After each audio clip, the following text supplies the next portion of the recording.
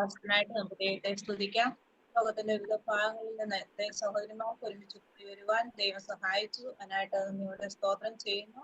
പലവിധമായ പ്രശ്നങ്ങൾ കൂടെയും പ്രയാസങ്ങൾ കൂടെയും കടന്നുപോയ അനേക പ്രിയപ്പെട്ടവരുണ്ട്. എങ്കിലും കർത്താവ് എത്രത്തോളം സഹായിച്ചു.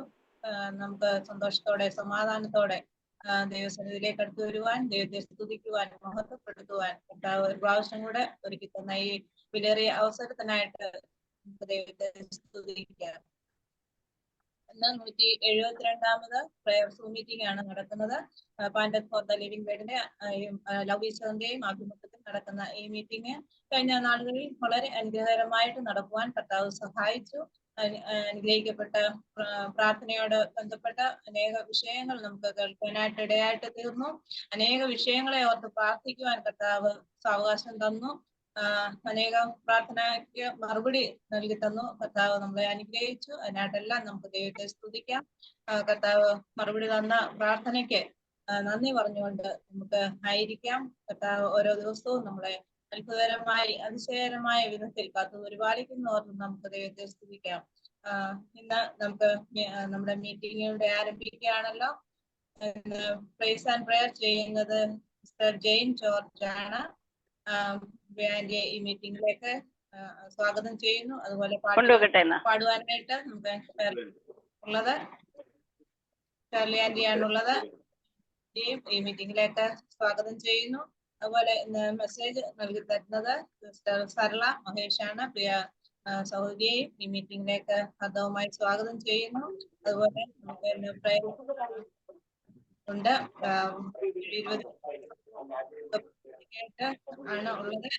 വിഷയങ്ങൾ നമുക്ക് ദൈവസന്നിധിയിൽ പരമേൽപ്പിച്ച് പ്രാർത്ഥിക്കാം.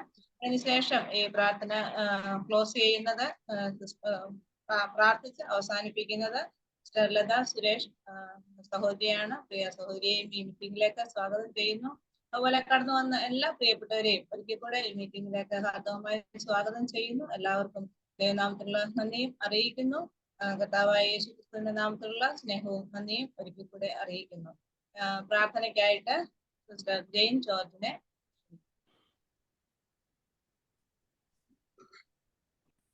നമുക്ക് പ്രാർത്ഥിക്കാം. കരുണാസമ്പന്നനായ അടിയങ്ങളുടെ പിതാവേ, ഈ സന്ധ്യാസമയത്തിനായിട്ട് നന്ദിയോടെ സ്തോത്രം ചെയ്യുന്നു, മഹത്വം കരയിച്ചുന്നു. ഈ ഉന്നതമായ പദവിയിലേക്ക് ഞങ്ങളെ കൊണ്ടുവന്നതിനാൽ നന്ദിയോടെ സ്തോത്രം ചെയ്യുകയാണ്. കർത്താവെ, ഏഴുകളായിരുന്ന അടിയങ്ങളെ ഈ മഹാസന്തോഷത്തിലേക്ക് കൊണ്ടുവന്നതിനാൽ ഞങ്ങൾ അവിടുത്തെ ആരാധിക്കുന്നു, സ്തുതിക്കുന്നു. കർത്താവെ, ഇതിന് യാതൊരു യോഗ്യതയുമുള്ളവരായിരുന്നില്ല, എങ്കിലും വിലയേറിയ ഭാഗ്യം കർത്താവിനെ സ്വീകരിപ്പാൻ ഇടയാക്കിയതിനെ ഓർത്ത് ഞങ്ങൾ നന്ദിയോടെ സ്തോത്രം ചെയ്യുന്നു. കർത്താവെ, അവിടുത്തെ കരുതലിനെ ഓർത്ത് നന്ദിയോടെ ഞങ്ങൾ സ്തോത്രം ചെയ്യുന്നു. ഞങ്ങൾ അപേക്ഷിക്കുമ്പോൾ ഉപേക്ഷിക്കാത്ത ദൈവമായിരിക്കാൻ സ്തോത്രം. കർത്താവെ, ഇന്ന് 172ാമത്തെ മീറ്റിംഗ് കടന്നു വന്നിരിക്കുന്ന എല്ലാ സഹോദരിമാരെയും അനുഗ്രഹിക്കണമേ. ഇന്നത്തെ മീറ്റിങ്ങിന് കർത്താവെ പങ്കെടുക്കുന്ന എല്ലാവർക്കും ആവശ്യമായ കൃപ കൊടുക്കണമെന്ന് ഞങ്ങൾ അവിടുത്തോട് പ്രാർത്ഥിക്കുന്നു. കർത്താവെ, മീറ്റിങ്ങിന് MC ആയിരിക്കുന്ന സിസ്റ്റർ ബീന ജോണിന് വേണ്ടുന്നതായ അനുഗ്രഹം കൊടുക്കേണ്ടതിനായിട്ട് ഞങ്ങൾ പ്രാർത്ഥിക്കുന്നു. കർത്താവെ, യാതൊരു തടസ്സവും കൂടാതെ ചെയ്യുവാനുള്ള കൃപയും കഴിവും കൊടുക്കണമെന്ന് പ്രാർത്ഥിക്കുന്നു. കർത്താവെ, അതുപോലെ പാട്ടുകൾ പാടുന്ന സിസ്റ്റർ ഷേർലി ബാബുക്കുട്ടിയെ ഓർത്ത് പ്രാർത്ഥിക്കുന്നു. കർത്താവെ, അവർ ചെയ്യുന്ന വേലകളെ അനുഗ്രഹിക്കണമേ. നെറ്റ്വർക്കിനൊന്നും ഒരു തടസ്സവും വരാതെ കാത്തുകൊള്ളുകയും സഹായിക്കുകയും ചെയ്യണമേ. മെസ്സേജ് നൽകുന്ന സിസ്റ്റർ സരള മഹേഷിന് വേണ്ടി പ്രാർത്ഥിക്കുന്നു. അവർ കുടുംബമായി ചെയ്യുന്ന വേലകളെ അനുഗ്രഹിക്കണമേ. ഞങ്ങളുടെ കാതിന് ഇമ്പമുള്ള വചനമായിരിക്കണമെന്ന് ഞങ്ങൾ അവിടുത്തോട് പ്രാർത്ഥിക്കുന്നു. കേട്ടുമറക്കാതെ ഞങ്ങളുടെ ജീവിതത്തിൽ പ്രയോജനമാകുവാനായിട്ട് സഹായിക്കണമേ. പ്രാർത്ഥിക്കാനായിട്ട് ഞങ്ങൾ പിരിയുമ്പോൾ ആവശ്യമായ കൃപ തരണമേ. എല്ലാ കാര്യങ്ങൾക്കും വേണ്ടി പ്രാർത്ഥിക്കുവാൻ ഞങ്ങളെ സഹായിക്കണമേ. വിശ്വാസത്തോടു കൂടി ഞങ്ങൾ യാചിക്കുന്ന കാര്യം അവിടുന്ന് കേട്ടു എന്ന ചിന്തയിൽ പ്രാർത്ഥിക്കുവാനായിട്ട് ഞങ്ങളെ ഓരോരുത്തരെയും സഹായിക്കണമെന്ന് ഞങ്ങൾ അവിടുത്തോട് പ്രാർത്ഥിക്കുന്നു. ക്ലോസിംഗ് പ്രയർ ചെയ്യുന്ന സിസ്റ്റർ ലത സുരേഷിനെയും പ്രാർത്ഥനയിൽ ഓർക്കുന്നു. കർത്താവെ, അവരുടെ പ്രവർത്തനങ്ങളെയും അവിടുന്ന് അനുഗ്രഹിക്കുകയും സഹായിക്കുകയും ചെയ്യണമെന്ന് പ്രാർത്ഥിക്കുന്നു. അടിയങ്ങളുടെ പ്രാർത്ഥന കേൾക്കുന്നതിനാൽ ഞങ്ങൾ നന്ദിയോടെ സ്തോത്രം ചെയ്യുന്നു. കർത്താവെ, അടിയന്റെ പ്രാർത്ഥനയിൽ വന്നുപോയ കുറവുകൾ ഒക്കെയും ക്ഷമിക്കണമേ എന്ന് യാചിക്കുന്നു. എല്ലാവിധമായ കുറ്റങ്ങളും കുറവുകളും ക്ഷമിച്ച് പ്രാർത്ഥന സ്വീകരിക്കുമാറാകണമേ. അടിയന്റെ പ്രാർത്ഥന കേട്ടതിനാൽ സ്തോത്രം. സകലമാനവും മഹത്വവും അവിടുത്തേക്ക് തരുന്നു. കർത്താവെ, സകലവും കർത്താവായ യേശു ക്രിസ്തുവിന്റെ നാമത്തിൽ അപേക്ഷിക്കുന്നു. കൃപയുണ്ടായി കേൾക്കുമാറാകണമേ. ആമേൻ. ആമേൻ. ചെയ്യാനായിട്ട് സഹായിക്കട്ടെ. അടുത്തതായിട്ട് നമുക്ക് 2 ഗാനങ്ങൾ കേൾക്കാം. പ്രിയ ഷെർലി ആന്റിയെ ഗാനങ്ങൾ ആലപിക്കുന്നതിനായിട്ട് ക്ഷണിച്ചു. ദൈവനാമത്തിന് മഹത്വം ഉണ്ടാകട്ടെ. എനിക്കും ഇങ്ങനെ ഒരു അവസരം ഒരുക്കി തന്ന ഷീബ ആന്റിയോടും എല്ലാ പ്രിയപ്പെട്ടവരോടുമുള്ള നന്ദി അറിയിക്കുന്നു. പാടാൻ അത്ര വലിയ കഴിവൊന്നുമില്ല, എന്നാലും കർത്താവിന് വേണ്ടി പാടുവാൻ വളരെ സന്തോഷമുണ്ട്. അങ്ങനെ പാടുവാൻ ആഗ്രഹിക്കുന്നു. 798 പാട്ട്, വളരെ പഴയ ഒരു പാട്ടാണ് പാടുവാൻ ആഗ്രഹിക്കുന്നത്. അത് പാടുന്നു. മരിസുതേനാം മനുവേല മഹിലെനിക്കനുകൂല, മരിസുതേനാം മനുവേല മഹിലെനിക്കനുകൂല, മരണദിനം വരെ മാമക സഖിനി, മരണദിനം വരെ മാമക സഖിനി, ശരണമിനിയും നിൻ പാദം തരണമെനിക്കതു മോദം, ശരണമിനിയും നിൻ പാദം തരണമെനിക്കതു മോദം. മരുഭൂവിവാസമേ ജീവിതമോർക്കിൽ, മരുഭൂവിവാസമേ ജീവിതമോർക്കിൽ, തിരുമുഖ കാന്തിയൊന്നല്ല ദൊരു സുഖമിന്നെനിക്കില്ല, തിരുമുഖ കാന്തിയൊന്നല്ല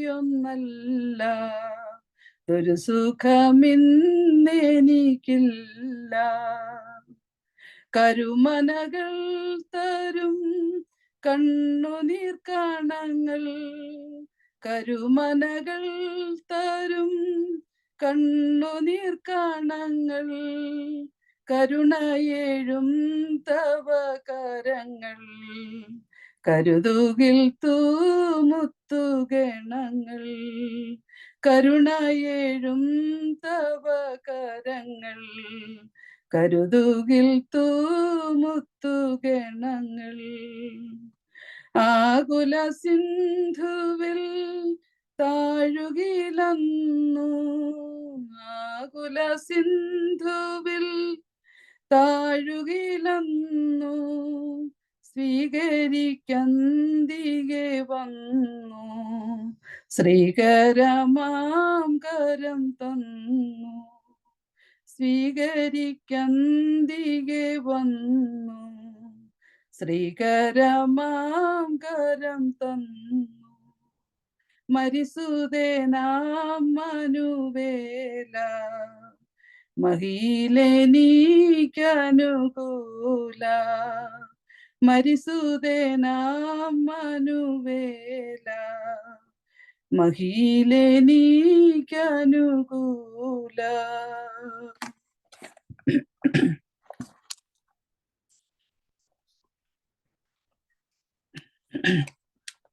അടുത്തായിട്ട് 1600 പാട്ട്, നമ്മുടെ പാട്ടുപുസ്തകത്തിൽ 1600, അതും ഒരു പഴയ പാട്ടാണ്. മാനവരെ രക്ഷിച്ചിടുവനായി വാനത്തിൽ നിന്നീഹത്തിൽ വന്നു താൻ, മാനവരെ രക്ഷിച്ചിടുവനായി വാനത്തിൽ നിന്നീഹത്തിൽ വന്നു താൻ, ജീവനേകിയോരീശു ഭൂവിൽ തിരികെ വരും, ജീവനേകിയോരീശു ഭൂവിൽ തിരികെ വരും, വേഗമേശു രക്ഷകനാഗമിച്ചിടും, മേഘമദാം വാഹനേ, വേഗമേശു രക്ഷകനാഗമിച്ചിടും, മേഘമദാം വാഹനേ, തൻ ശുദ്ധരെ ആകാശ കൂട്ടുവാൻ യേശു വരുന്നു താമസം വിനാ. തൻ ശുദ്ധരെ ആകാശ കൂട്ടുവാൻ യേശു വരുന്നു താമസം വിനാ. പാർത്തലത്തിൽ നിന്നവൻ ചേർത്തിടും തൻ സന്നിധവും. പാർത്തലത്തിൽ നിന്നവൻ ചേർത്തിടും തൻ സന്നിധവും. വേഗമേശു രക്ഷകനാഗമിച്ചിടും മേഘമദാം വാഹനേ. വേഗമേശു രക്ഷകനാഗമിച്ചിടും മേഘമദാം വാഹനേ. നിങ്ങളുടെ ആരകൾ കെട്ടിയും ഭംഗിയോടെ ദീപം വിളങ്ങിയും. നിങ്ങളുടെ ആരകൾ കെട്ടിയും ഭംഗിയോടെ ദീപം വിളങ്ങിയും. കർത്താവിൻ വരവിനായി കാത്തിടുവിൻ സർവദാ. കർത്താവിൻ വരവിനായി കാത്തിടുവിൻ സർവദാ. വേഗമേശു രക്ഷകനാഗമിച്ചിടും മേഘമദാം വാഹനേ. വേഗമേശു രക്ഷകനാഗമിച്ചിടും മേഘമദാം വാഹനേ. കുഞ്ഞാട്ടിന്റെ കല്യാണം വന്നിതാ കാന്ത അലങ്കൃത മനോഹരി. കുഞ്ഞാട്ടിന്റെ കല്യാണം വന്നിതാ കാന്ത അലങ്കൃത മനോഹരി. ക്ഷണിക്കപ്പെട്ടോരെല്ലാം ധന്യരഹോ എന്നുമേ. ക്ഷണിക്കപ്പെട്ടോരെല്ലാം ധന്യരഹോ എന്നുമേ. വേഗമേശു രക്ഷകനാഗമിച്ചിടും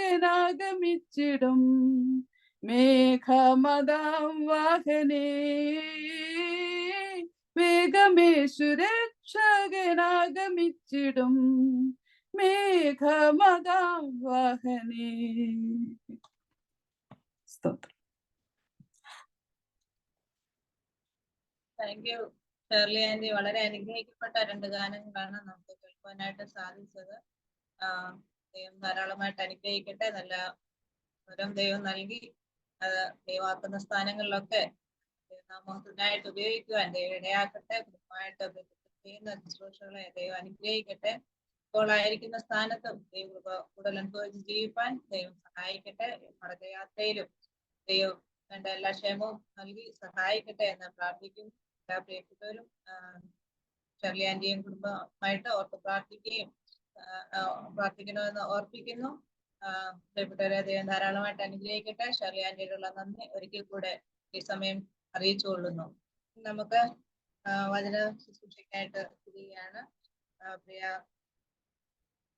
ആന്റി സരള മഹേഷിനെ വചന ശുശ്രൂഷയ്ക്കായിട്ട് ക്ഷണിച്ചുകൊള്ളു.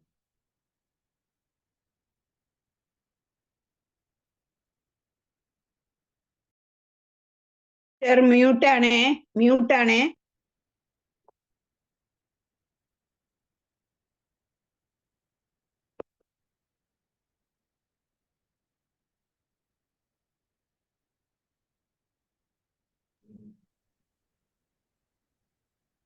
കേൾക്കാമോ? കേൾക്കാം.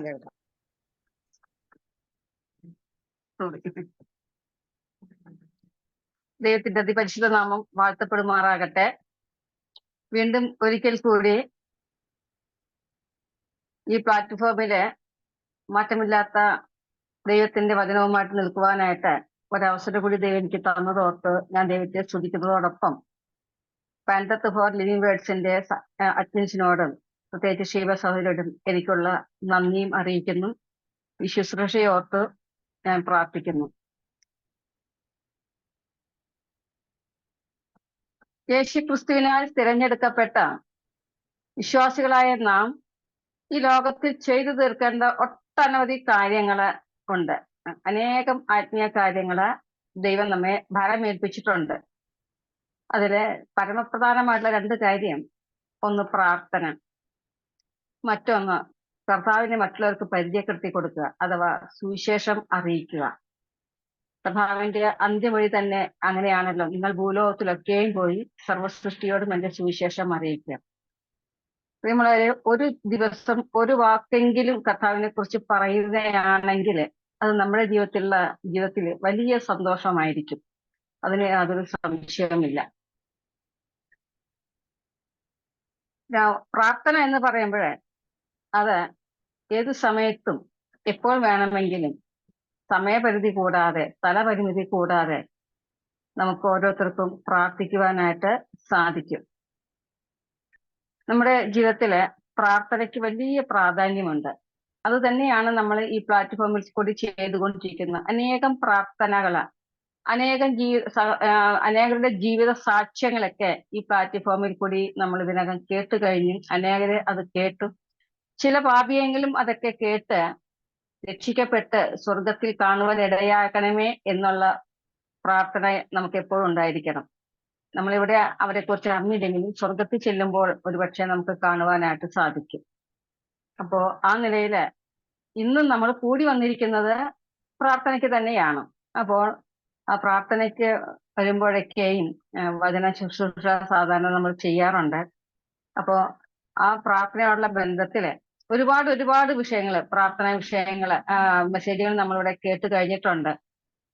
ഇപ്പോ ജെയിൻ സഹോദരി പ്രാർത്ഥിച്ചപ്പോൾ ഒരു കാര്യം ശ്രദ്ധിച്ചോ? നമ്മള് കേൾക്കുന്നത് എന്ത് ചെയ്ത് മറന്നു പോകാതെ നമ്മുടെ ജീവിതത്തിൽ അത് പ്രാവർത്തികമാക്കുക എന്നുള്ളതാണ്.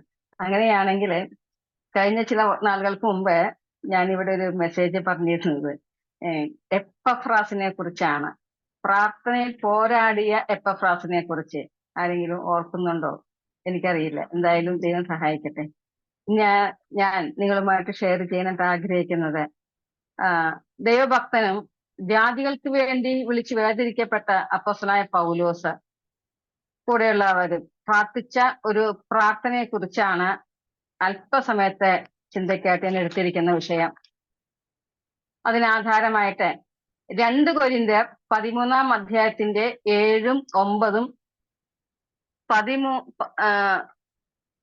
11-ാം വാക്യവും നമുക്കൊന്ന് വായിക്കാം.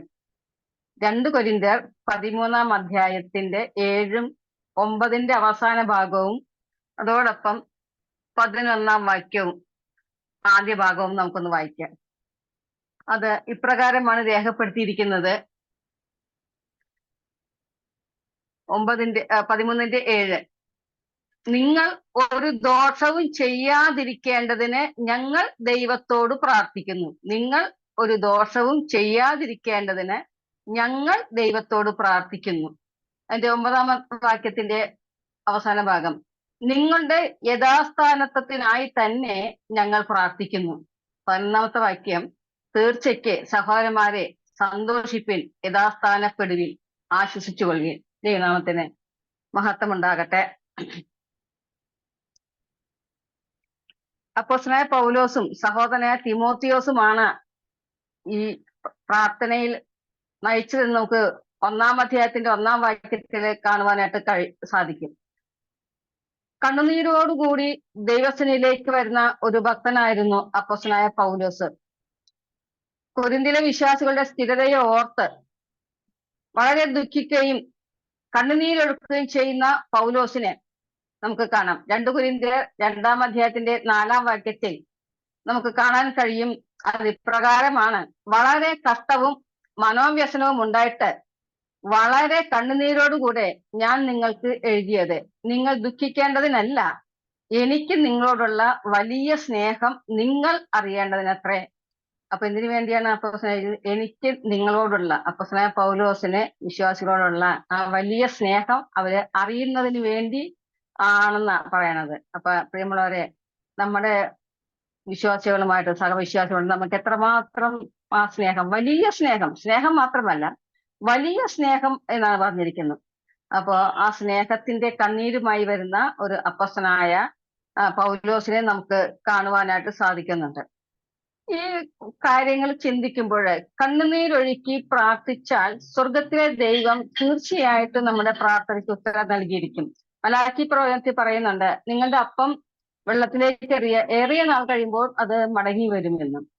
പ്രിയമുള്ളവരെ, എന്നോടുള്ള ബന്ധത്തിൽ ഞാൻ എന്തെങ്കിലും മെസ്സേജ് തരുമ്പോൾ ഒരു അനുഭവം കൂടി ഞാൻ പറയാറുണ്ട്. ഈ കണ്ണുനീരൊഴുക്കി പ്രാർത്ഥിച്ച ഒരപ്പച്ചനെ ഞാൻ ഒന്ന് നിങ്ങൾക്ക് ഒന്ന് പരിചയപ്പെടുത്തട്ടെ. നമ്മുടെ കൊടുങ്ങല്ലൂർ സ്ഥലസഭ, ആ സ്ഥലസഭയിലെ അപ്പച്ചൻ, അവര് 3 സഹോദരന്മാര് ബിസിനസിന് വേണ്ടി തൃശ്ശൂർ കുന്നംകുളത്ത് നിന്ന് കൊടുങ്ങല്ലൂർക്ക് വന്നു. ഇന്ന് കൊടുങ്ങല്ലൂർ സഭകളൊന്നുമില്ല. ഈ അപ്പച്ചൻ വീട്ടില് വാടകയ്ക്ക് താമസിക്കുകയാണ്, ബിസിനസ് ചെയ്തുകൊണ്ടിരിക്കുകയാണ്. ആ സമയത്ത് അവർ പോകുന്ന വഴിയിൽ വലിയൊരു കുളമുണ്ട്. ഞാൻ അപ്പച്ചൻ തന്നെ പറഞ്ഞു കേട്ടുള്ള കാര്യമായതുകൊണ്ടാണ് ഞാനിത് പറയുന്നത്. ആ കുളത്തിന്റെ വക്കത്ത് ഇരുന്നങ്ങാട്ട് അപ്പച്ചൻ പ്രാർത്ഥിക്കും. അവിടെ ഒരു സഭ ഉണ്ടാകുന്നതിന് വേണ്ടിയിട്ട് ഏറെ നാള് പ്രാർത്ഥിച്ചു. അങ്ങനെ പ്രാർത്ഥിച്ചുകൊണ്ടിരിക്കുന്ന സമയത്ത് അവിടെ ഇന്ത്യ എവരി ഹോം ക്രൂസേഡിന്റെ പ്രവർത്തകർ അവിടെ വന്ന് പ്രവർത്തിച്ചതിന്റെ ഫലമായിട്ട് ചില സഹോദരന്മാർ രക്ഷിക്കപ്പെടുവാനിടയായി. നമുക്കറിയാം, എന്ന കൊടുങ്ങല്ലൂർ സ്ഥലസഭയിൽ തന്നെ നമ്മുടെ മഹേഷിന്റെ സഹോദരൻ രാംദാസ്, അതുപോലെ ഒരു സുരധരൻ, 2 ഹൈന്ദവ ബാക്ക്ഗ്രൗണ്ടിൽ നിന്നുള്ള സഹോദരന്മാരും മറ്റു ചില സഹോദരിമാരും ആ നാളുകളിൽ വിശ്വാസത്തിലേക്ക് വന്നു. അങ്ങനെ അവിടെ പ്രിയ അപ്പച്ചന്റെ വീട്ടിൽ തന്നെ ഒരു സഭാകൂടിയൊരു തുടങ്ങി. അപ്പൊ ഈ പടാകുളം എന്ന് പറയുന്ന ഈ കുളത്തിൽ തന്നെ ചിലരുടെ സ്നാനം നടന്നതായിട്ട് കേൾക്കുവാനിടയായി. അപ്പച്ചന് കുളക്കടവിൽ ഇരുന്ന് പ്രാർത്ഥിച്ചു, കണ്ണുനീരൊഴുക്കി പ്രാർത്ഥിച്ചു. അതിന്റെ ഫലമായിട്ട് അവിടെ സ്ഥലസഭ രൂപീകരിക്കാനായിട്ട് ഇടയായി. ഇപ്പോൾ ഒന്നല്ല, അതിനോടുള്ള ബന്ധത്തിൽ 3 സ്ഥലസഭകള് കൊടുങ്ങല്ലൂരിന്റെ പ്രദേശത്തുണ്ട്. ഒരല്പം ഒരു 5-6 കിലോമീറ്റർ ദൂരെയായിട്ട് കാര എന്ന് പറയുന്ന സ്ഥലത്തും, അതുപോലെ ഒരു 2 കിലോമീറ്റർ പരിധിക്കപ്പുറം വേറൊരു സഭ. അങ്ങനെ 3 സ്ഥലസഭകൾ ഉണ്ടായതായിട്ട് എനിക്ക് നല്ല പോലെ അറിയാം. ഞാനും കൊടുങ്ങല്ലൂർ സ്ഥലസഭയിലെ വിശ്വാസിയാണല്ലോ. ആദ്യകാല പെൺമക്കളിൽ ആദ്യം കടന്നു വന്ന സഹോദരിമാരൊക്കെ പിന്മാറിപ്പോയി.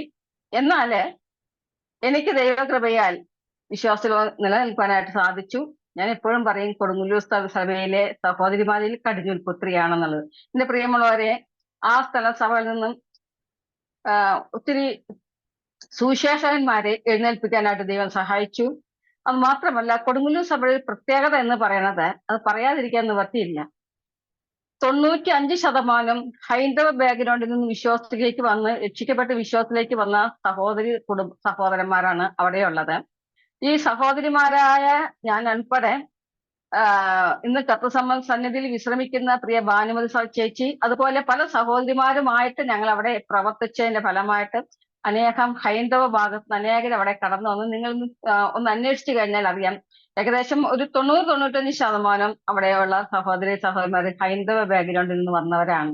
ആ അപ്പച്ചന്റെ പ്രാർത്ഥനയ്ക്ക് എത്രയോ നാള് കഴിഞ്ഞപ്പോഴാണ് ആ ഫലം കണ്ടത്. ഇന്ന് അപ്പച്ചൻ കക്കുതനയില് വിശ്രമിക്കുകയാണ്. അപ്പൊ നമ്മുടെ പ്രാർത്ഥന ഒന്നും വൃഥാവായി തീരുകയില്ല എന്നുള്ളതിന് യാതൊരു സംശയമില്ല. എന്തായാലും നമുക്ക് വായിച്ച വേദഭാഗത്തേക്ക് മടങ്ങി വരാം. ഇന്ന് ഈ നിലയിൽ കണ്ണുനീരൊഴുക്കുന്ന സുവിശേഷന്മാരോ അല്ലെങ്കിൽ കണ്ണുനീരൊഴുക്കുന്ന സഭാമൂപ്പന്മാരോ ഉണ്ടോ എന്ന് നമ്മളൊന്ന് ചിന്തിക്കേണ്ടിയിരിക്കുന്നു. സഹോദരിമാരായ നമ്മളൊക്കെ ചിലപ്പോ പ്രാർത്ഥിക്കുമ്പോൾ കണ്ണുനീരൊക്കെ ഒഴുക്കാറുണ്ട്. എന്നാല് സഹോദരന്മാരായ അപ്പച്ചന്മാര് അല്ലെങ്കിൽ പണ്ട് കാലങ്ങളില് പഴയ മുൻപുള്ള കാലഘട്ടങ്ങളിലൊക്കെ നമ്മുടെ പൂർവ്വപിതാക്കന്മാരൊക്കെ കണ്ണുനീരൊഴുക്കിയും ഉടുതുണിക്ക് മറുതുണിയില്ലാതെയും കിടപ്പാടമില്ലാതെയും വിശ്വാസത്തിന് വേണ്ടി എല്ലാം വിട്ടെറിഞ്ഞു പോകുന്ന പ്രിയപ്പെട്ടവരുടെ ആ കണ്ണുനീരും ആ പ്രാർത്ഥനയുടെ ഫലമാണ് ഇന്ന് നമ്മുടെ കൊച്ചു കേരളത്തിലെ എനിക്ക് അറിയപ്പെടുന്ന രീതിയിൽ നോക്കുമ്പോൾ ഏകദേശം 1000-ൽ താഴെ 900 പേരോളം 900-ൽ കൂടുതൽ സുവിശേഷന്മാര് നമ്മുടെ കേരളത്തിലുണ്ടെന്നാണ് ഒരു കണക്കെനിക്ക് കിട്ടിയത്. മാത്രമല്ല അനേകര് ഇന്ന് ലോകത്തിന്റെ വിവിധ ഭാഗങ്ങളിൽ പോയിട്ട് കർത്താവിന്റെ വേല ചെയ്യുന്നു. അത് പിതാക്കന്മാരുടെ ശ്രദ്ധയേറിയ വിലയേറിയ പ്രാർത്ഥനയുടെ ഫലമായിരുന്നു എന്നുള്ളത് നമുക്കറിയാം. നമ്മള് പ്രാർത്ഥനയ്ക്ക് കൂടി വന്നിരിക്കുമ്പോൾ നമുക്ക് അനേക വിഷയങ്ങൾ നമുക്ക് പ്രാർത്ഥിക്കാനുണ്ട്. അപ്പൊ ഇവിടെ നമ്മള് ഈ നിലയില് കണ്ണുനീര് കണ്ടാൽ മനസ്സലിയുന്ന ഒരു പിതാവാം ദൈവം നമുക്ക് ഉണ്ട്. അത് പ്രവർത്തികളുടെ പുസ്തകം 20-ാം അധ്യായത്തിന്റെ 19 തൊട്ട് 21 വരെയുള്ള വാക്യത്തിൽ മാനസാന്തരപ്പെടാത്ത ലോകത്തിന് വേണ്ടി കരയുന്ന പൗലോസിനെ കാണാം. അതെ, മാനസാന്തരപ്പെടാത്ത ലോകത്തിന് വേണ്ടി കരയുന്ന പൗലോസ്. നാം എത്രമാത്രം മാനസാന്തരപ്പെടാത്തവർക്ക് വേണ്ടി പ്രാർത്ഥിക്കുന്നുണ്ട്. കഴിഞ്ഞ ദിവസം നമ്മള് പ്രിയ ഷൈനിൽ കൂടി കേട്ടു, രാജാക്കന്മാർക്കും മന്ത്രിമാർക്കും അധികാരികൾക്കും എല്ലാവർക്കും വേണ്ടി നമ്മള് മാനസാന്തരപ്പെടാത്ത എല്ലാവർക്കും വേണ്ടി പ്രാർത്ഥിക്കണമെന്ന് നമ്മൾ കേൾക്കാനിടയായിരുന്നു. നമ്മൾ എത്രമാത്രം ആ വിഷയത്തില് മുന്നോട്ട് പോകുന്നുണ്ട് എന്നുള്ളത് നമ്മൾ ചിന്തിക്കേണ്ടിയിരിക്കുന്നത്. പ്രാർത്ഥനയ്ക്ക് കൂടുതൽ സമയം വേർതിരിച്ച് നമ്മൾ കൊടുക്കേണ്ട സമയം അതിക്രമിച്ചിരിക്കുന്നു. അത്രമാത്രം അക്രമങ്ങളും അനീതികളും ദുഷ്ടതകളും നടമാടിക്കൊണ്ടിരിക്കുന്ന ഒരു ലോകമായിട്ട് തീർന്നുകൊണ്ടിരിക്കുകയാണ്. ഞാൻ ഇത് പറയാതെ തന്നെ നിങ്ങൾക്ക് എല്ലാവർക്കും അറിയാവുന്നതാണല്ലോ. ഇപ്പോ നമ്മൾ വായിച്ച വേദം നിങ്ങൾക്ക് വേണ്ടി ഞങ്ങൾ ദൈവത്തോട് പ്രാർത്ഥിക്കുന്നു. അപ്പൊ ദൈവത്തോട് നിങ്ങൾക്ക് വേണ്ടി കൊരിന്ത്യയിലെ വിശ്വാസികളെ നമുക്കറിയാം. കൊരിന്ത്യ സഭയെ കുറിച്ച് ചിന്തിക്കുമ്പോഴും കൊരിന്ത്യ ഗ്രീസിലെ ഒരു വലിയ പട്ടണമായിരുന്നു. അത് ഒരു വാണിജ്യ കേന്ദ്രവും പ്രധാന തുറമുഖവും ഒക്കെ ആയിരുന്നു. അപ്പൊ അങ്ങനെയുള്ള സ്ഥലത്ത് ഒരുപാട് ജനങ്ങളൊക്കെ വരും. അവിടെ ഒരുപാട് ദുഷ്ടതയുടെയും ദുർനടപ്പിന്റെയും ആവാസ കേന്ദ്രമായിരുന്നു എന്ന് നമുക്ക് മനസ്സിലാക്കാനായിട്ട് സാധിക്കും. അപ്പൊ അങ്ങനെയുള്ള ആ ദുഷ്ടത വിട്ടുമാറണമെന്ന്, ദോഷം വിട്ടകലമെന്ന് പ്രാർത്ഥിക്കുന്ന പൗലോസിനെയും കൂട്ടുകാരെയും നമുക്ക് കാണുവാനായിട്ട് സാധിക്കുന്നുണ്ട്. 1 Corinthians 5-ാം അധ്യായത്തിൽ 1-ാമത്തെ വാക്യത്തില് നിങ്ങളുടെ ഇടയിൽ ദുർനടപ്പുണ്ടെന്ന് കേൾക്കുന്നു. ഒരുത്തൻ തന്റെ അപ്പന്റെ ഭാര്യയെ വെച്ചുകൊള്ളുന്നപ്പോൾ അത് ജാതികളിൽ പോലും ഇല്ലാത്ത ദുർനടപ്പ് തന്നെ.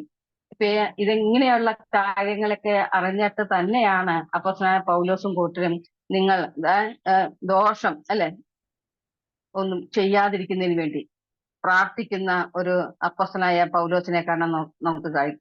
ഇന്ന് ഈ ദുർനടപ്പ് മാത്രമല്ല, വലിയ കൊള്ളയോ കൊള്ളിവയ്പോ ഒന്നും അല്ല ദുർനടപ്പ് ഇങ്ങനെയുള്ള സ്ഥലസഭകളുള്ളത്. നമ്മൾ ചിന്തിച്ചു നോക്ക്. നമ്മുടെ സ്ഥലസഭകളെ കുറിച്ച് നമ്മൾ ചിന്തിക്കുകയാണെങ്കിൽ ദൈവം, അതായത് കർത്താവ് പറഞ്ഞ മാതിരിയുള്ള ആ വിശ്വാസവും ഉറപ്പും ധൈര്യവും നമ്മുടെ പ്രാർത്ഥനാ കൂടിവരവുകളും ഉപേക്ഷയായിട്ട് വിചാരിക്കരുത്, സഭായോഗങ്ങളൊന്നും ഉപേക്ഷയായിട്ട് വിചാരിക്കരുത് എന്ന് പറഞ്ഞിരിക്കുമ്പോഴേ ഇന്ന് കഷ്ടിച്ച് ആരാധനയിൽ മാത്രം ഒതുങ്ങുന്ന എത്ര സ്ഥലസഭകള്, അതും ഓടി വന്ന് ആരാധന കഴിഞ്ഞാൽ ഉടനെ ഓടിപ്പോകാൻ. പിന്നെ ഒരു ബൈബിൾ ക്ലാസ്സിനോ ഒരു കോട്ടേജ് മീറ്റിങ്ങിനോ പ്രാർത്ഥനയ്ക്കാണെങ്കിൽ ആൾ ഒട്ടുമില്ല. ഞങ്ങളുടെ സ്ഥലസഭയിലും ഇത് തന്നെയാണ് ഗതി. ഞാൻ മറച്ചു വയ്ക്കുന്നില്ല. പ്രാർത്ഥന എന്ന് പറഞ്ഞാൽ ആർക്കും ഇന്ന് വേണ്ട. എന്നാൽ പ്രാർത്ഥനയിൽ കൂടി നേടുന്ന കാര്യങ്ങളോ അത് നിരവധിയാണ്. ആത്മാർത്ഥമായിട്ട് കർത്തൃസന്നിധിയിൽ നമ്മൾ പ്രാർത്ഥിച്ചു കഴിഞ്ഞാൽ തീർച്ചയായിട്ടും നമ്മുടെ പ്രാർത്ഥനയ്ക്ക് ഉത്തരം ലഭിച്ചിരിക്കും. അതുകൊണ്ട് നമ്മളെ ഈ വായിച്ചതുപോലെ നിങ്ങൾ ഒരു ദോഷവും ചെയ്യാതിരിക്കേണ്ടതിന്, നമുക്കറിയാം ദോഷം ചെയ്ത തലമുറകള് പഴയ നിയമപുസ്തകത്തിൽ നമുക്കുണ്ട്. ആവർത്തന പുസ്തകം 1-ാം അധ്യായത്തിന് 35-ാം വാക്യം നമ്മൾ വായിക്കുമ്പോൾ കനാൻ ദേശം ഇത്ര നല്ല രീതിയിൽ നടത്തിക്കൊണ്ടെന്ന് വന്ന മോശയ്ക്ക് പോലും ആ കനാൻ ദേശം കാണുവാനായിട്ട് സാധിച്ചില്ല. എന്തുകൊണ്ട്?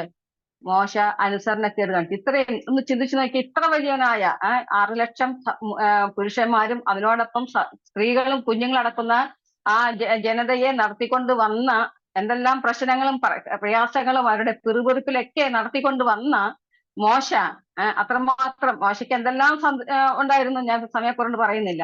അപ്പോ എന്നിട്ട് പോലും ആ മോശയ്ക്ക് പോലും ആ കനാൻ ദേശം കാണാനായിട്ട് സാധിച്ചില്ല. വായിക്കുമ്പോഴേ കാലേബിനും യോശുവയ്ക്കും മാത്രമാണ് ആ കനാൻ ദേശം എത്തിപ്പെടാനായിട്ട് സാധിച്ചത്. എന്താണ് കാരണം?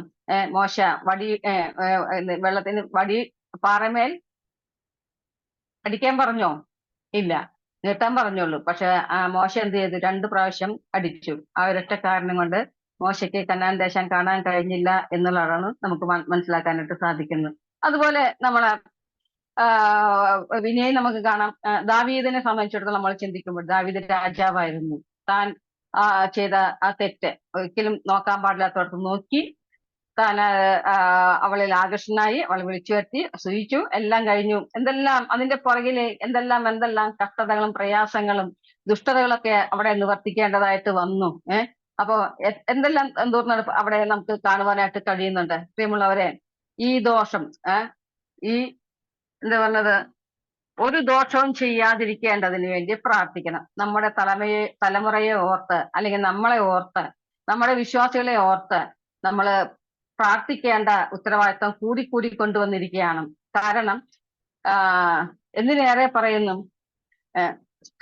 ഹസ്തരേഖാ ശാസ്ത്രം പോലും നോക്കി ഇന്ന് ജനങ്ങളെ കബളിപ്പിക്കുന്ന വിശ്വാസ വീരന്മാർ നമ്മുടെ ഈ ഭൂമിയിൽ നിന്ന് ജീവിച്ചിരിക്കുന്നുണ്ട് എന്ന് കേൾക്കുമ്പോൾ ആരും ഞെട്ടിപ്പോകരുത്. വാസ്തവമായിട്ടുള്ള കാര്യങ്ങളാണ്. കൈരേഖാ ശാസ്ത്രം നോക്കി അത് പഠിക്കുകയാണ് പോലും.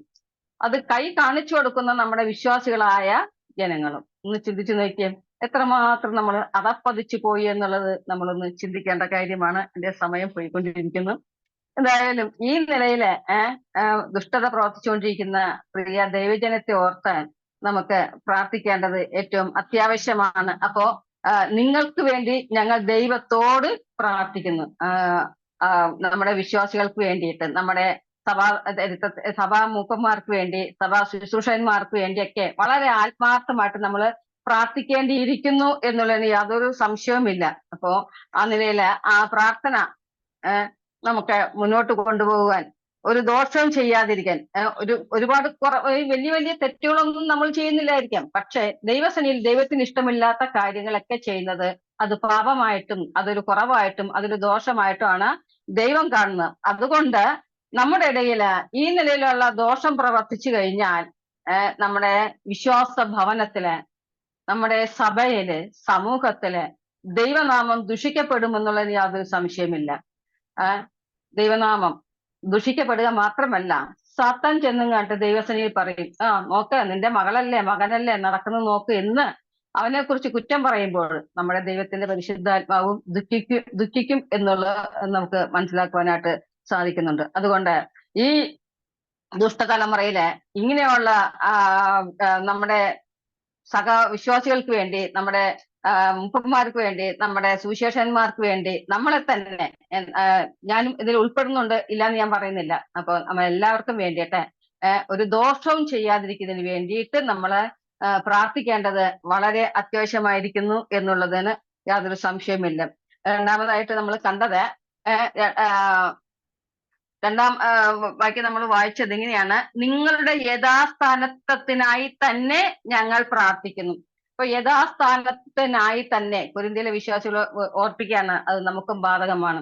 യഥാസ്ഥാനപ്പെട്ട് വരണം. അതെ, നമ്മൾ ഒരു സമയത്ത് ഇപ്പോൾ യഥാസ്ഥാനത്തല്ലാത്തത് കൊണ്ടാണല്ലോ നമ്മൾ യഥാസ്ഥാനപ്പെടേണ്ടി വരുന്നത്. അപ്പൊ അതുകൊണ്ട് നമ്മൾ യഥാസ്ഥാനത്തല്ലാത്തവർക്ക് വേണ്ടിയിട്ട് നമ്മള് തീർച്ചയായിട്ടും പ്രാർത്ഥിക്കേണ്ടത് ആവശ്യമാണ്.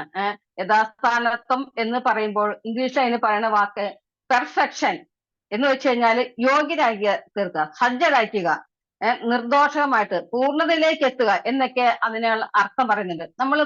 നമ്മുടെ വലിയവനായ കർത്താവ് പരിപൂർണതയിലുള്ളവനാണ്. പൂർണ്ണത ആ കർത്താവിൽ മാത്രമേ ഉള്ളൂ. ആ പൂർണ്ണതയിൽ വസിക്കുന്ന നമ്മുടെ കർത്താവ് നമ്മളും പൂർണ്ണതായി തീരണമെന്ന് വളരെ ദൈവം ആഗ്രഹിക്കുന്നുണ്ട്. എന്റെ പ്രിയമുള്ളവരെ, നമുക്കത് സാധിക്കുമോ? തീർച്ചയായിട്ടും നമുക്ക് സാധിക്കും. നമ്മൾ അതിന് പ്രകാരം നമ്മുടെ ജീവിതം ക്രമീകരിച്ചു കഴിഞ്ഞാല് നമ്മളും പൂർണ്ണരായി, യോഗ്യതയുള്ളവരായി, യഥാസ്ഥാനപ്പെട്ടു വരാൻ, നമ്മൾ പഴയ അവസ്ഥയിൽ നിന്ന് എന്തൊക്കെ നമ്മുടെ ജീവിതത്തിൽ ഉണ്ടായിട്ടുണ്ടോ അതെല്ലാം കളഞ്ഞ് ഒരു പുതിയ ജീവിതത്തിലേക്ക് യഥാസ്ഥാനപ്പെട്ടു വരണമെന്ന് ദൈവമായ കർത്താവ് നമ്മളെക്കുറിച്ച് ആഗ്രഹിക്കുന്നു. അതുകൊണ്ട് നമുക്ക് ഈ ചെറിയ ചിന്ത മുഖാന്തരം നമ്മളും ആയിരിക്കുന്ന നമുക്ക് ഒരുമിച്ച് ഒരു ഒറ്റക്കെട്ട എന്നുകൊണ്ട് ഒരുമിച്ച് ചേർന്നിരുന്നു കൊണ്ട് നമ്മുടെ യഥാസ്ഥാനത്വത്തിനായി നമ്മളെ മറ്റുള്ളൊരു ദോഷം പ്രവർത്തിക്കാതിരിക്കുന്നതിന് വേണ്ടിയിട്ട് നമ്മുടെ സഹോദരന്മാർക്ക് വേണ്ടി പ്രാർത്ഥിക്കുവാൻ നമ്മൾ ഐക്യമത്യപ്പെട്ടു. അതാണ് അവിടെ കാണുന്നത്, ഐക്യമത്യപ്പെട്ടു പ്രാർത്ഥിച്ചു. നമുക്കറിയാം, ഐക്യമത്യപ്പെട്ടു പ്രാർത്ഥിച്ചാൽ സ്വർഗത്തിലെ ദൈവം അതിന് ഉത്തരം നൽകുമെന്നുള്ളത് ഒരു സംശയമില്ല. അങ്ങനെയെങ്കിൽ നമ്മുടെ കൂട്ടായിട്ടുള്ള പ്രാർത്ഥന നമ്മളുടെ ഈ ലോകം തന്നെ ചലിപ്പിക്കുവാനായിട്ട്, വിറയ്ക്കുവാനായിട്ട് സാധിക്കും. നമ്മൾ ഒത്തൊരുമിച്ച് ഒറ്റക്കെട്ടായി നിന്നുകൊണ്ട് നമ്മൾ പ്രാർത്ഥിക്കുകയാണെങ്കിൽ ഒരു ഉണർവുണ്ടാകാനായിട്ട് ഇടയാകും എന്നും മനസ്സിലാക്കേണ്ടതുണ്ട്. അപ്പൊ അതുകൊണ്ട് വരും ദിവസങ്ങളെ, എന്റെ സമയം ഇവിടെ അവസാനിച്ചിരിക്കുന്നു. അതുകൊണ്ട് വരും ദിവസങ്ങളെ നമ്മള് ഈ ഒരു ദോഷം നമ്മുടെ കൂട്ടുവിശ്വാസികള്, നമ്മുടെ സഭയിലെ ശുശ്രൂഷ, ഇതൊന്നും അനുസരണക്കേട് കാണിക്കുന്ന ഒരു തലമുറയുടെ മധ്യത്തിലാണ് നമ്മൾ പോയിക്കൊണ്ടിരിക്കുന്നത്, അനുസരണക്കേട്. അപ്പൊ അതുകൊണ്ട് നമ്മള് ആ അനുസരണക്കേടിന്റെ മക്കളല്ല, നമ്മൾ അനുസരണത്തിന്റെ മക്കളായിട്ട് തീരും. നമ്മളെ ദൈവം എന്താണോ കരമേൽപ്പിച്ചിരിക്കുന്നത് അത് നമ്മൾ ആത്മാർത്ഥതയോടുകൂടി ചെയ്യുകയാണെങ്കിൽ തീർച്ചയായിട്ടും നമ്മുടെ സഭകൾ ഉണരും, നമ്മുടെ വിശ്വാസികൾ ഉണരും, നമ്മുടെ സമൂഹത്തിന് അതൊരു മാതൃകയായിട്ട് തീരും. ഞാൻ ഒരു കാര്യം കൂടെ പറയാം. ഇന്ന് സത്യം പറഞ്ഞു കഴിഞ്ഞാല് ഞങ്ങളുടെ സഭയില് ശനിയാഴ്ച പ്രാർത്ഥനയുണ്ട്. ഞാൻ എന്റെ ഭർത്താവ് മാത്രമാണ് പോയിക്കൊണ്ടിരുന്നത്. ഇപ്പോ ഞങ്ങൾ രണ്ടുപേരും ആയതുകൊണ്ട് ഞങ്ങളും പോകുന്നില്ല. അതിൽ തൊട്ടടുത്ത് താമസിക്കുന്ന ഒരു സഹോദരി, ഒരു വിശ്വാസിയല്ല, ഒരു അവിശ്വാസി, ഒരു ഹിന്ദു, അവർ ചോദിക്കുകയാണ്, എന്താ ശനിയാഴ്ച നിങ്ങൾക്ക് പ്രാർത്ഥന ഇല്ലേ എന്ന്. ഇവിടെ ആരെയും കാണുന്നില്ലല്ലോ, വെട്ടമൊന്നും കാണുന്നില്ല. എന്റെ പ്രിയമുള്ള നാണക്കേടെന്ന് പറയാനല്ലേ ഉള്ളൂ. എത്ര വിശ്വാസികളുണ്ട് ഒരാൾക്കും വരാനായിട്ട് മനസ്സില്ല. പ്രാർത്ഥന വേണ്ട. എന്തെങ്കിലും ആവശ്യം വരുമ്പോൾ പ്രാർത്ഥന വേണം, രോഗം വരുമ്പോൾ പ്രാർത്ഥന വേണം, വിവാഹം നടക്കാൻ പ്രാർത്ഥന വേണം, പണം കിട്ടാൻ പ്രാർത്ഥന വേണം, എല്ലാത്തിനും പ്രാർത്ഥന വേണം. പക്ഷെ സഭയിൽ വന്നോ അല്ലെങ്കിൽ മറ്റുള്ളവരുമായിട്ടൊന്ന് ഷെയർ ചെയ്ത് പ്രാർത്ഥിക്കുവാനോ ആർക്കും മനസ്സില്ല. എന്റെ പ്രിയമുള്ളവരെ, നമ്മളൊക്കെ ചെയ്യുന്ന ഈ ശുശ്രൂഷ ഏറ്റവും മഹത്തരമായിട്ടുള്ള ഒരു വേലയാണ്. ദൈവം നമ്മൾ ഓരോരുത്തരെയും സഹായിക്കട്ടെ. അതോടൊപ്പം ഒരു വിഷയം കൂടി ഞാൻ പറഞ്ഞുകൊണ്ട് പ്രാർത്ഥനയ്ക്കായിട്ടൊരു വിഷയം കൂടി. ഞങ്ങളെ അറിയുന്നത് പോലെ കാരക്കോണം മെഡിക്കൽ കോളേജിലെ CSI ഹോസ്പിറ്റലാണ്. അവിടെ ഞങ്ങൾ പ്രവർത്തനത്തിന് പോകുന്ന വിവരം നിങ്ങൾക്ക് അറിയാം. ആ പ്രവർത്തനം ഇന്ന് വളരെ ഫലകരമായിട്ടും ഞങ്ങൾ അത് ചെയ്തുകൊണ്ടിരിക്കുന്നു. ഇടയ്ക്ക് എന്റെ പ്രശ്നങ്ങളൊക്കെ ഉണ്ടായിരുന്നു, സാത്താൻ ഇടപെട്ടു. പക്ഷെ എന്റെ പ്രിയപ്പെട്ട സഹോദരിമാര് ഉണർവോടുകൂടി പ്രാർത്ഥിച്ചതിന്റെ ഫലമായിട്ട് കഴിഞ്ഞ ചില ആഴ്ചകളായിട്ട് കടന്നു പോകുമ്പോൾ വളരെ സന്തോഷത്തോടുകൂടി അനേകരോട് സുവിശേഷം പറയുവാനും അനേകം ട്രാക്റ്റുകൾ വിതരണം ചെയ്യുവാനും അതുപോലെ ചിലരൊക്കെ രക്ഷിക്കപ്പെടുമെന്ന് കാണുവാനായിട്ട് ഇടയായിക്കൊണ്ടിരിക്കുന്നു. ഞാൻ ആദ്യം പറഞ്ഞു പ്രാർത്ഥന, അത് കഴിഞ്ഞ് കർത്താവിന്റെ സാക്ഷിക്കുക എന്നുള്ളത്. എന്റെ പ്രിയമുള്ളവരെ, ആയിരിക്കുന്ന സ്ഥാനത്തും നമ്മുടെ കർത്താവായ യേശു ക്രിസ്തുവിനെ സാക്ഷിക്കുവാൻ കർത്താവിനെ ഒന്ന് പരിചയപ്പെടുത്തുകയാണ്. യേശു രക്ഷകനാണ്, യേശു എന്റെ ദൈവമാണ്, യേശു മാത്രമേ ദൈവമുള്ളൂ, യേശു മാത്രമേ രക്ഷകനായിട്ടുള്ളൂ എന്ന് പറയാൻ നമുക്കൊരു നല്ല ഒരു ഉണർവ് കിട്ടാൻ വേണ്ടിയിട്ട്, ഒരു ഉത്തേജനം കിട്ടുന്നതിന് വേണ്ടിയിട്ട് നമുക്ക് എല്ലാവർക്കും പ്രാർത്ഥനയോട് കൂടി ഇരിക്കാം. എനിക്കിങ്ങനെ ഒരു അവസരം കൂടി തന്ന പ്രിയപ്പെട്ട സംഘാടനോട് അഡ്മിൻസിനോടുള്ള നന്ദി ഒരിക്കൽ കൂടി അറിയിച്ചുകൊണ്ട് ഞാൻ അല്പസമയം കൂടുതൽ എടുത്തു തോന്നുന്നു, എങ്കിലും എന്നോട് ക്ഷമിക്കണമേ എന്ന് പറഞ്ഞുകൊണ്ട് ഞാൻ എന്റെ ശുശ്രൂഷയിൽ നിന്ന് വിരമിക്കുന്നു. ദൈവനാമത്തിന് മഹത്വം ഉണ്ടാകും. ദൈവനാമത്തിന് മഹത്വം ഉണ്ടാകട്ടെ. വളരെ വിജയിക്കപ്പെട്ട ആലോചന നമുക്ക് കേൾക്കുവാനായിട്ട്